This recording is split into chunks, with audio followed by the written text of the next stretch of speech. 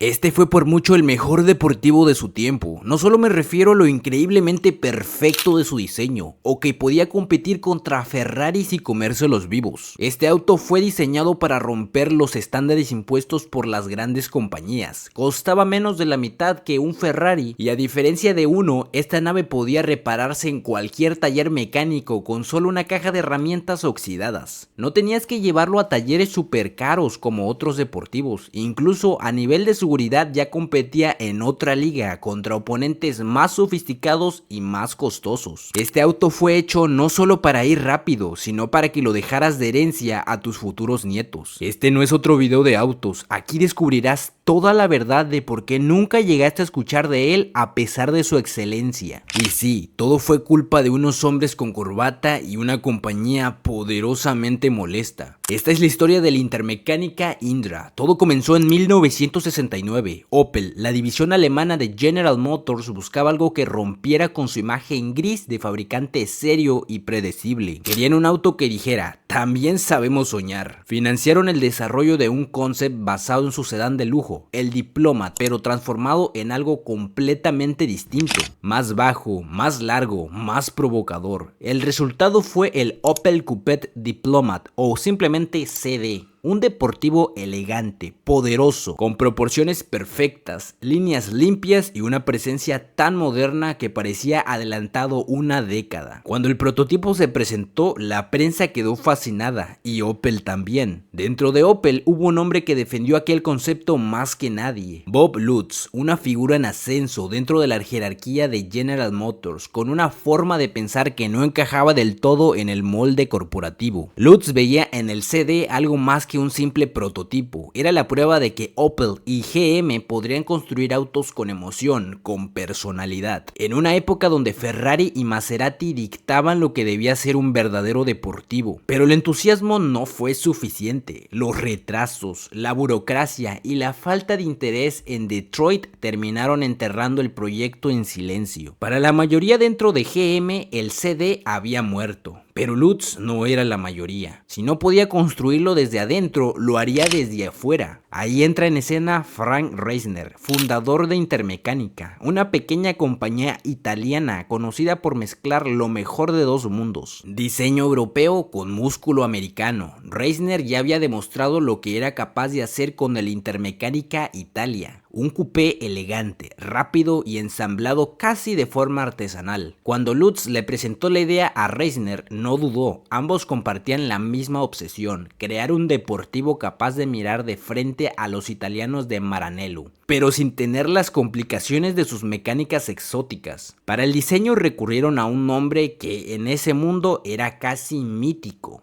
Franco Scaglioni. Un hombre reservado, meticuloso, pero con una visión única del automóvil. Había trabajado en Bertone y firmado algunos de los diseños más bellos de la historia, entre ellos el Alfa Romeo 33 Stradale, considerado por muchos el pináculo del diseño automotriz. Scaglioni ya conocía Intermecánica, había colaborado con ellos en el Torino y en el Italia, así que entendía perfectamente lo que Reisner buscaba: un auto que no pareciera una copia de los grandes, sino una declaración de independencia sobre ruedas. Scaglioni tomó el nuevo encargo y desarrolló tres versiones distintas del auto: una versión coupé con una parte trasera corta y líneas muy marcadas, una versión convertible con formas más suaves, y una versión con carrocería larga tipo fastback con un espacio para 4 personas y una silueta más elegante. Los tres compartían el mismo ADN, un diseño limpio, agresivo y ese toque italiano que se notaba desde lejos. Tenía faros retráctiles, detalles metálicos justos y una postura que hacía que pareciera rápido incluso estando detenido. A nivel visual, el nuevo modelo de Intermecánica estaba a la altura de los mejores autos europeos de la época. Pero una cosa es verse rápido y otra muy distinta es serlo de verdad. El Indra necesitaba ambas. Al principio probaron con un motor Opel de 6 cilindros en línea, de 2.8 litros. Un motor decente para su tiempo, con unos 165 caballos de fuerza y cerca de 200 libras-pie de torque. Era suave, confiable, pero claramente insuficiente para lo que Lutz y Reisner tenían en mente. En los papeles, el Indra se veía como un rival de Ferrari, pero bajo el cofre aún le faltaba carácter. Desde el principio el plan real era otro. Lutz y Reiner querían usar motores Chevrolet Small Block V8, los mismos que impulsaban al Corvette y a varios muscle car americanos de la época. Estos motores eran compactos, potentes y fáciles de mantener, una combinación que ningún fabricante europeo podía igualar. Y gracias a las conexiones de Bob Lutz dentro de GM, Intermecánica consiguió el permiso para usarlos oficialmente. Así, el Indra podía montar dos versiones de motor, el 327 con 270 caballos de fuerza a 4800 revoluciones por minuto y el 350 libras-pie de torque a 3400, o el 350 con 280 caballos y un torque muy similar. Con el motor 327, el Indra aceleraba de 0 a 100 en unos 5.6 segundos y alcanzaba una velocidad máxima cercana a los 240 km por hora. El motor 350 era un poco más lento en el arranque, pero podía alcanzar una velocidad final ligeramente superior. Los datos exactos cambian según la fuente, la documentación del Indra es escasa, pero lo interesante viene al compararlo con su rival más directo, el Ferrari 365 GTB 4 Daytona. El Ferrari hacía el 0 a 100 en 5.4 segundos, solo 2 décimas más rápido que el Indra. En la práctica la diferencia era casi imperceptible, y mientras el V12 del Daytona exigía mantenimiento constante, el V8 de Chevrolet se podía reparar en cualquier taller con un juego básico de herramientas. El Indra era literalmente un auto con un alma italiana y corazón americano, una combinación tan poco común que pronto empezaría a incomodar a más de uno en General Motors. Los compradores del Indra podían elegir entre dos transmisiones, una caja manual de 4 velocidades ideal para quien quería una conducción más directa y emocionante, o una automática de 3 velocidades provenientes de GM, pensada para un manejo más relajado y cómodo. Debajo de la carrocería, el Indra escondía una ingeniería sorprendentemente avanzada. Mientras muchos autos de alto rendimiento de principios de los 70 todavía usaban frenos de disco solo al frente y tambores atrás, el Indra montaba frenos de disco ventilados en las 4 ruedas. Eso para su época era un lujo reservado a muy pocos autos. La suspensión también mostraba que esto no era un proyecto improvisado. Al frente llevaba un sistema independiente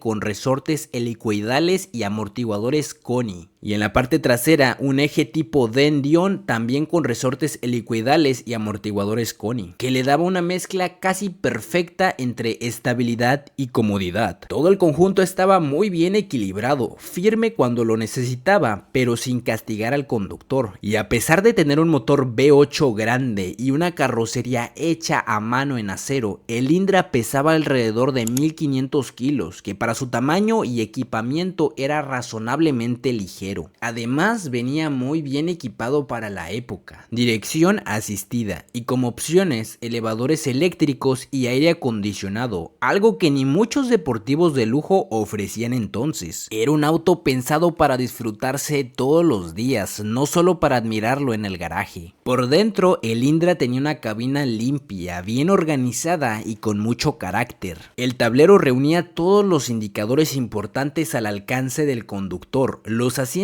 eran tipo cubo con una buena sujeción y la consola central dividía el espacio con un diseño sencillo pero elegante. No abusaba de materiales costosos, pero todo se sentía sólido, bien hecho. Un interior hecho para quien realmente disfruta manejar. Los Indras se vendían exclusivamente a través de la red de concesionarios Opel en Alemania. Y aunque Opel nunca los promocionó oficialmente como suyos, el Indra se convirtió en una especie de auto insignia no oficial de la marca. Un deportivo que jugaba en una liga muy por encima de lo que Opel acostumbraba. Pero pronto las cosas empezaron a complicarse. En 1971, Bob Lutz se cansó de la política interna de GM y se fue a BMW, donde tomó el puesto de jefe en ventas y mercadotecnia. Para Intermecánica eso fue un golpe serio. Lutz era el contacto directo que hacía posible toda la relación con General Motors, y sin él el futuro de Lindra empezaba a verse incierto. Bajo la superficie, en los oscuros pasillos de General Motors, algo no andaba bien. Los altos mandos empezaban a impacientarse con algunas decisiones que se tomaban en Opel, y sin Bob Lutz ahí para defenderlos, el poco apoyo que tenían comenzó a desmoronarse rápido. Los jefes en Detroit nunca estuvieron del todo cómodos con la independencia de Opel, y mucho menos con un proyecto como el Indra, un auto fabricado fuera del control directo de GM y que encima empezaba a ser comparado con su joya de la corona, el Corvette. Porque el Indra en esencia era un Corvette, pero mejor, más refinado, más exclusivo y además se vendía en Europa. Un mercado donde GM siempre había querido destacar sin lograrlo del todo. Y dentro de la compañía eso no cayó nada bien. Los vientos políticos empezaban a cambiar y Intermecánica quedó justo en medio de esa tormenta corporativa. Una sola decisión bastó para sellar el destino del Indra. La dirección de GM ordenó suspender por completo la venta de piezas y componentes a empresas externas. Nada de motores V8, nada de transmisiones automáticas, ningún tipo de apoyo, ni técnico ni logístico. Y por si eso no dejaba el mensaje claro, GM fue un paso más allá. Dio la instrucción directa a todos los concesionarios de Opel en Alemania de dejar de vender el Indra de inmediato. Para cualquier otra empresa eso habría sido el final, pero Frank Reisner no era de los que se rendía fácil. Al recibir la terrible noticia, buscó una alternativa para mantener el proyecto con vida, y la encontró en Ford. Concretamente en el 428 Cobra Jet V8, un motor legendario que entregaba unos 335 caballos de fuerza y más de 400 libras-pie de torque. Sobre el papel era justo lo que el Indra pedía a gritos. El 428 Cobra Jet entregaba más potencia que los Small Blocks de Corvette y un torque brutal que dejaba claro que este motor no era cualquier juguete. Y según la mayoría de las fuentes, Reisner sí alcanzó a construir uno, quizás dos Indra con el motor Ford. Los datos son confusos, no hay registros completos, pero existe evidencia de que esos autos sí llegaron a rodar. El problema es que adaptar ese motor fue una pesadilla técnica. El cofre del Indra, pensado para el compacto y ligero Chevy Small Block, quedaba demasiado apretado para el enorme Ford Big Block. Eso reducía el flujo de aire y con tan poco espacio para respirar, el motor se calentaba de más una y otra vez. No era un pequeño detalle, era la falla exacta que un proyecto en terapia intensiva no podía permitirse. Cuando por fin parecía que la idea podía avanzar, llegó otro golpe. La crisis del petróleo. De un día para otro, los autos grandes y potentes se volvieron difíciles de vender. Y sin la red de concesionarios Opel apoyando, encontrar clientes era casi imposible. En 1974, Intermecánica ya no pudo más. La producción del Indra se detuvo oficialmente con solo 127 autos construidos, 60 convertibles, 40 coupés y 27 fastback. Un número tan pequeño que, sin quererlo, convirtió al Indra en algo muy distinto a lo que GM temía. No un rival para el Corvette, sino una rara pieza de colección. Frank Reisner se llevó su sueño y a su familia a California, donde siguió trabajando en proyectos más pequeños para distintas marcas, manteniendo viva, aunque fuera en silencio, esa chispa que alguna vez encendió al Indra. Años después, su hijo Henry Reisner tomaría el relevo. En 2015 fundó Electra Mecánica y en 2017 su empresa recompró Intermecánica, cerrando así un círculo familiar que había comenzado medio siglo antes, cuando un diseñador italiano, un ingeniero húngaro y un ejecutivo rebelde de General Motors intentaron desafiar al mismo Ferrari. Hoy los pocos Indra que sobreviven siguen siendo bestias elegantes, rápidos, ágiles y con un carácter que ningún auto moderno puede imitar. Cuando uno sale a la venta, algo que pasa cada muchos años puede costar entre 45,000 y 150,000 dólares. Pero más que su precio, lo que los hace especiales es su historia. Porque no estás comprando solo un auto, estás comprando una idea que el sistema intentó borrar. En el fondo, el Intermechanic Indra fue eso. La versión europea del Corvette, más refinado, más equilibrada, una mezcla de mecánica americana con alma italiana. Un coche que tenía todo para triunfar, excepto la suerte de estar en el lugar correcto. Y así termina la historia del Indra, un recordatorio de que a veces los mejores autos no vienen de las marcas más grandes, sino de pequeños talleres que se atreven a soñar más allá de lo permitido. Y si te gustó esta increíble historia, por favor suscríbete a este pequeño canal de autos. Y si quieres más historias de autos olvidados, dale like, compártelo y suscríbete a Nadrigal. Porque aún quedan muchas máquinas increíbles que merecen ser recordadas. Nos vemos en el próximo video.